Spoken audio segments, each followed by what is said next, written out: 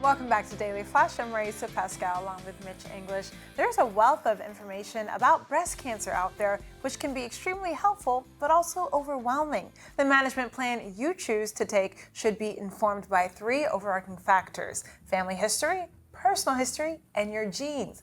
Chief Medical Officer at Invitae, Dr. Robert Nussbaum, joins us with an overview on how to assess risk for breast cancer. Doctor, can you tell us how people can assess their risk for breast cancer?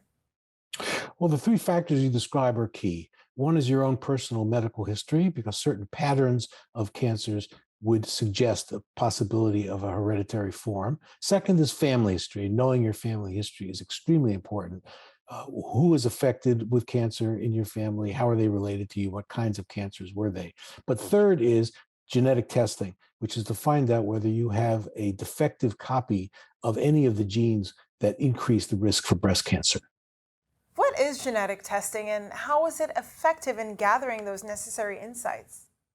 So, first of all, there are certain kinds of therapies that are most useful and appropriate for patients who have a defect in one of these genes. So, it's a form of precision therapy.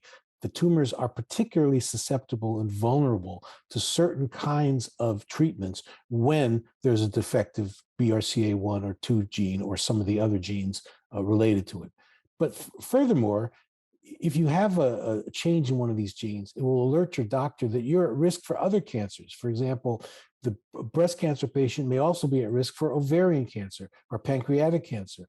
And then finally, there's the family who needs to be considered. Are there other members of the family who carry the same change in the gene, and are they at risk? And that includes men and women, because men who carry changes in these genes have an increased risk for prostate cancer. So the management is profoundly affected by knowing whether there's a genetic change. Where can people go for more information? Well, they can certainly go to our website, invitae.com, invitae.com, but they should also talk to their healthcare providers, who will either discuss this with them or refer them to a genetic specialist or genetic counselor who can discuss genetic testing with them. Doctor, thank you for this very important information, and we'll be sure to also post this on our website at dailyflashshow.com.